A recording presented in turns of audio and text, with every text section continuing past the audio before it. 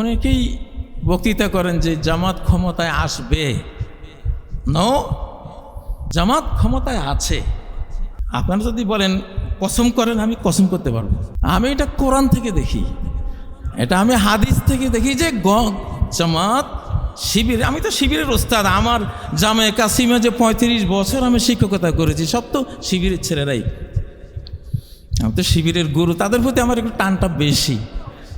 বুড়োদের চেয়ে, যেহেতু এই শতাব্দী তরুণদের শতাব্দী, ইমাম মাহদির তরুণ, 40 বছরের তরুণে আসবেন তো। আর এখনকার সমাজটা হলো একটা অ্যান্ড্রয়েড সেটের মতো জটিল। এটা তরুণরা যেরকম বুঝে, বুড়োরা আমরা সেরকম বুঝি না।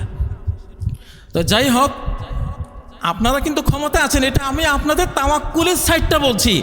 আর আপনাদের যে কার্যক্রমের সাইড, সেটা গোলাম পরওয়ার ভাই বলে গেছেন। আপনারা উপায় উপকরণ শতভাগ নেবেন, আবার আল্লাহর প্রতি বিশ্বাস তাওয়াক্কুল, যেটা আমি বক্তব্য দিচ্ছি, এটাও শতভাগ রাখবেন, তাহলে সফল হবেন ইনশাআল্লাহ। বিশ্বাসের জন্য না থাকলে হয় না। বিগত শতাব্দীতে আমরা খুব দুর্ভাগা ছিলাম, যেখানে হাত দিয়েছি, মার খেয়েছি, গুম হয়েছি, ফাঁসিতে ঝুলেছি, কারাগারে গিয়েছি, দেশান্তরিত হয়েছি। সেই দুর্ভাগ্যের শতাব্দী এখন সৌভাগ্যে রূপান্তরিত হয়ে আমাদের হাতে এসেছে, আলহামদুলিল্লাহ। আর তখন যাদের সৌভাগ্য ছিল, তাদের এখন শুরু হয়েছে 2024-এর 5ই আগস্টে চরম দুর্ভাগ্যের শতাব্দী। ফি ইয়াউমিন নাহসি মুস্তামির, এক অব্যাহত অমঙ্গলের সময় তাদের শুরু হয়েছে। যেখানে হাত দিবে মার খাবে, যেখানে যাবে পরাস্ত হবে, যেখানে বুকে আশা বাঁধবে সেখানেই নিরাশ হতাশ হবে ইনশাআল্লাহ। আমি আরও দেখতে পাচ্ছি ক্ষমতা গোপালগঞ্জ থেকে হিজরত করে নদীর কুল বেয়ে বেয়ে লক্ষ্মীপুরে এসেছে। এবারের বাংলাদেশ লক্ষ্মীপুরের বাংলাদেশ। আবার বলেন, এবারের বাংলাদেশ, এবারের বাংলাদেশ। একবার গোপালগঞ্জের মানুষ এবারের সংগ্রাম, স্বাধীনতার সংগ্রাম ঘোষণা দিয়েছিল, কিন্তু 24-এর আগে 27 সেপ্টেম্বর 2021 যখন রয়ের ঘেরাওতে পড়েছিলাম, তখন লক্ষ্মীপুরের সন্তানের মুখ দিয়ে এসেছিল স্বাধীন বাংলাদেশ জিন্দাবাদ। এটা কার পাওনা? লক্ষ্মীপুরের পাওনা, ঠিক না? আমার একটা ইতিহাস আছে, আমি 36 দিনের হাফেজ। আমার এই হাফিজি 36-এর সাথে জুলাই 36-এর সম্পর্ক আছে। তাহলে জুলাই 36, আর যেই ছেলেটা এইভাবে হাত প্রসারিত করে জীবন দিয়েছে, আবু সাইদ, সারা বিশ্বকে কাঁপিয়ে দিয়েছে, এটা আমার নাতি ছাত্র, আমার ছাত্রের ছাত্র। আমার ছাত্র আব্দুর রহিম, যে মাদ্রাসার প্রিন্সিপাল, ভাইস প্রিন্সিপাল 2 টার্মে দায়িত্ব পালন করছে, সেখানকার ছাত্র, আমার মক্তবের ছাত্র এই আবু সাইদ। তাহলে এবারের ক্ষমতার একটা বিশাল অংশ কোথায় আছে? আবু সাইদের আত্মদানের চেতনা লক্ষ্মীপুরের মানুষের তৈরি ইনশাআল্লাহ, এটা বলতে পারি। তাহলে লক্ষ্মীপুরবাসীর একটা বিজয়ের মস্ত বড় সুসংবাদ আমি দিতেই পারি।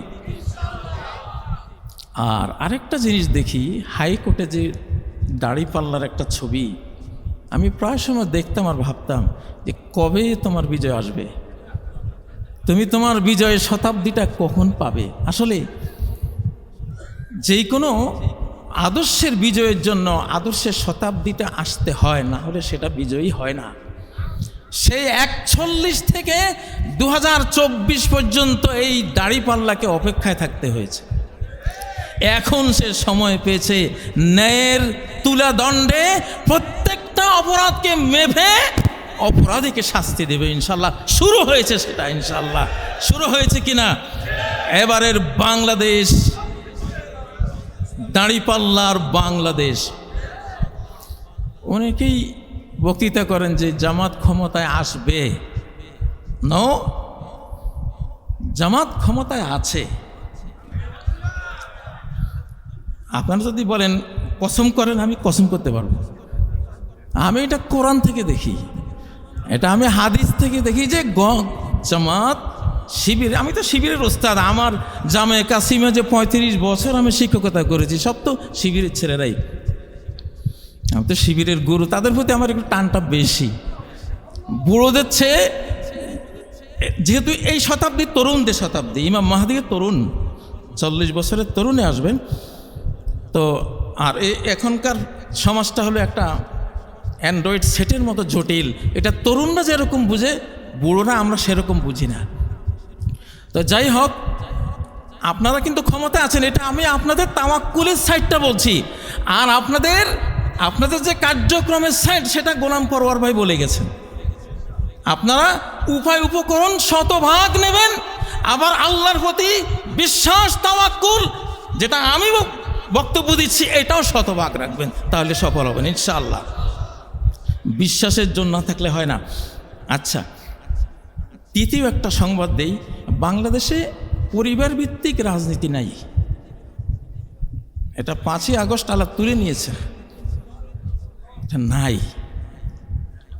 লক্ষণগুলি যদি মিলান 5ই আগস্ট থেকে আজকের দিন পর্যন্ত, আমাদের বক্তব্যকে সমর্থন দেবে যে আসলে পরিবার ভিত্তিক রাজনীতি আসলে আল্লাহ তুলে নিয়েছেন, আপনি পাবেন কোথায়? সেটা নাই, সেটা নাই।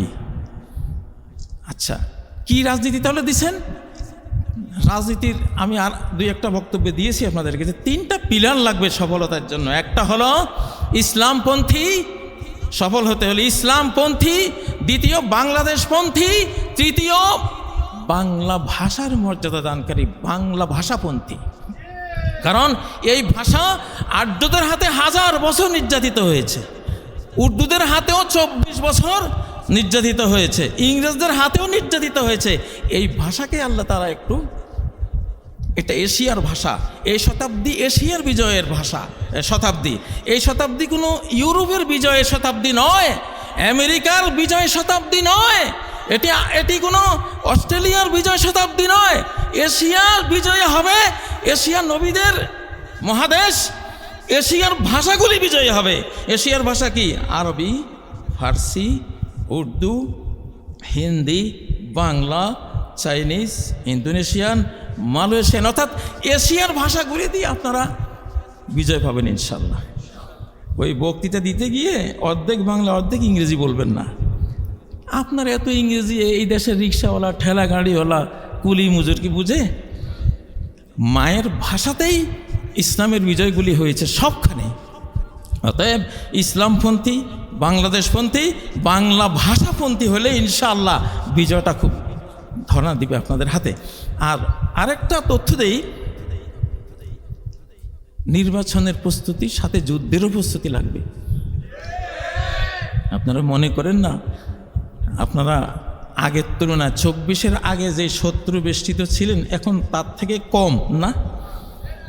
24-এর আগে আমাদের যে শত্রু 53 বছর আমাদেরকে জ্বালিয়েছে, পুড়িয়েছে, মেরেছে, খুন করেছে, গুম করেছে, শক্তির দৌড়ে তারা এখন 2 নম্বর। 2 নম্বর মানে এই না যে তাদের শত্রুতা কমেছে, শত্রুতা আগের মতোই আছে বা আগের চেয়ে বেশি, বাট তাদের চেয়ে অনেক বেশি পাওয়ারফুল, ইন্টারন্যাশনাল বহু পাওয়ার সকলের দৃষ্টি দিয়েছে বাংলার উপরে, তাদের তুলনায় এরা 2 নম্বর। অতএব বুঝতে পারছেন আপনাদেরকে নির্বাচনের প্রস্তুতি যেমন রাখতে হবে, তার পাশাপাশি যুদ্ধেরও প্রস্তুতি রাখতে হবে। এই জন্য নির্বাচনী অভিযানে গিয়ে প্রত্যেক ভোটারের বাড়িতে ডেলি যাবেন অন্তত কমপক্ষে 20 কিলোমিটার যাতে পড়ে, তাহলে যুদ্ধের ট্রেনিংও হয়ে গেল, ঠিক নয় কি? ইনশাল্লাহ শারীরিক ফিটনেস লাগবে, দৌড়বেন। নবী সাল্লাল্লাহু আলাইহি সাল্লাম কেন যখন উমরা করতে আসলেন বললেন প্রথম 3 ধাপ তাওয়াফ করবা দৌড়ে দৌড়ে, যাতে শত্রুরা বুঝে যে এরা তো দুর্বল হয় না, এরা তো মদিনায় গিয়ে ওরা ভেবেছিল মদিনার কালো জ্বরে হীনবল হয়ে গেছে। নবীজি অর্ডার দিলেন না, বল দেখাও, শক্তি দেখাও। আমরা নির্বাচনী কর্মকাণ্ডে এমনভাবে হাঁটবো, হযরত ওমর যেমন দুর্বল হাঁটার লোক দেখলে পিছন থেকে সোপাং করে একটা বেত মারতেন, তুই তো ইসলামকে মেরে ফেলবি, এভাবে হাঁটিস কেন? তা আপনাদের হাঁটা কিন্তু বিজয়ীর হাঁটা হইতে হবে ইনশাল্লাহ। সুন্নতি হাঁটা কি জানেন? পায়ের সামনের যেই অংশটা, এটার উপরে বদ দিয়ে স্প্রিং করে মেজর জেনারেলের মতো হাঁটা। এই হাঁটাটা আমি সারা জীবন হাঁটছি। তো আপনারা এটা হাঁটবেন ইনশাআল্লাহ। এটা আপনাদের যুদ্ধের একটা প্রস্তুতি হলো, আর আপনাদের কাজের মধ্যে বরকত হবে ইনশাআল্লাহ। আর আসলে আর কি বলবো, কথা তথ্যগুলি আর দেব না। তো ইনশাআল্লাহ আমি কোরআনে দেখেই কিন্তু বলছি, আপনাদের দলিল দেওয়ার মতো সময় আপনাদের কাছে এখন নাই, আমার কাছেও নাই। তো আল্লাহ তাআলা আপনাদেরকে বিজয়ী করবেনই ইনশাআল্লাহ। একটা কথা বলে যাই, যেই কোনো যুদ্ধ পরাজয় হয়, যেই কোনো সৈন্যদল পরাস্ত হয়, কয়টা পাবে? একটা পাবে, যে কোনো একটা পাপ। শয়তানের গোটা গোষ্ঠী শুদ্ধা ধ্বংস হয়েছে, একটা মাত্র পাপ। আর বাকি সবই তো সে আল্লাহর হুকুম মানত, মুআল্লিমুল মালাইকা ছিল, একটা পাপে শেষ করে দিয়েছে। আদম আর হাওয়া কয়টা পাপ? একটা পাপেই সেই 7 আসমানের উপর থেকে এখানে জমিনে একটা পাপ। ইউনূস আলাইহিস সালাম তিমির পেটে গিয়েছেন, কয়টা পাপ? একটা পাপ। উহুদের ময়দানের পরাজয়, কয়টা পাপ? একটা কমান্ড লঙ্ঘন করা। হুনাইনের যুদ্ধেও আংশিক পরাজয়, কয়টা পাপ? যে আজকে আমরা অনেক সংখ্যা আজকে পরাস্ত হবে না, অহংকার, একটা পাপ। তালুতের যেই 1 লক্ষ বাহিনীর মধ্যে মাত্র 313 জন টিকে ছিল, 99,687 জন বাদ। তার ট্রেন্ড ইমানদার সৈনিক তালুত বাহিনী, যেটা সূরা বাকারাতে তালুতের নামে যে ঘটনাটা আছে, সেখানে 1 লক্ষ বাহিনীর মধ্যে 99,687 জন বাদ। কয়টা পাপ? একটা। কি পাপ? যে বলছে 1 আজলা পানির বেশি খাইও না, 1 কোষ পানির বেশি খেও না। আগের পাপ তোমার ধরা হবে না, ওটা মাপ। তোমরা হয়তো তওবা করেছো, ইস্তেগফার করেছো, নাই। কিন্তু এখন সামনে একটা পরীক্ষা আছে, এখানে যদি 1 কোষের বেশি পান করো, বাদ পড়ে যাবা। 99,687 জন বাদ পড়েছে ভাই।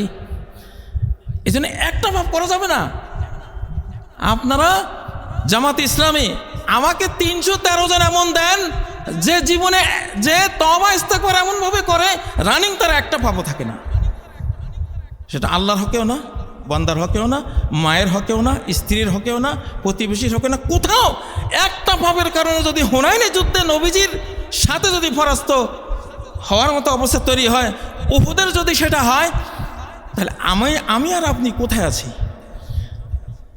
এই জন্য ইনশাআল্লাহ আমরা পারবো না। জীবনে অন্তত আল্লাহ তুমি সাথে থেকো, একটা পাপ যাতে আমার না থাকে, এমনভাবে তওবা করবে, ইস্তেগফার করবো, একটা পাপ আমি রাখবো না। হ্যাঁ, পাপ আসতে পারে, আসবে, কিন্তু সেটা আমরা কি করব? ইন্নামাস্তাজাল্লাহুমুশ শায়তানু বিবাদি মা কাসাবু। শয়তান ওদেরকে পরাস্ত করতে পেরেছিল, পরাজিত করতে পেরেছিল। একটা বাদের ইতলাক, বাদ শব্দের ব্যবহারটা একের উপরে হয়। একটা অন্যায়। তো জামাত ইসলামী ছাত্র শিবির, আপনারা তো আলহামদুলিল্লাহ, আমার যৌবনটাই গেছে আপনাদের সাথে, যদিও আমি রোকনও না, কিছু না। কিন্তু আমি যখন জামিয়া কাসিমিয়া আমি যখন কাজ করতাম, মাস্টার শফিকুল ইসলাম সাহেব, আব্দুল কাদের মোল্লা ভাই আমাকে টার্গেটে নিয়েছিলেন, মাস্টার শফিকুল ইসলাম সাহেব টার্গেটে নিয়েছিলেন।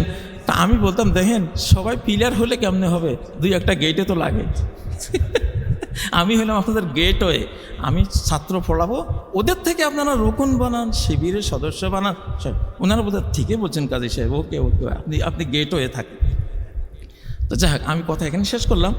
তবে সামনের দিনগুলি আপনাদের বিজয়েরও কিন্তু পরীক্ষারও। আল্লাহ তাআলা একটা পাপ যাতে জীবনে না থাকে, 1 পাপ তত্ত্ব, এটা ফলো করেন ইনশাআল্লাহ। আল্লাহ তৌফিক দিন। আসসালামু আলাইকুম ওয়া রাহমাতুল্লাহি ওয়া বারাকাতুহু।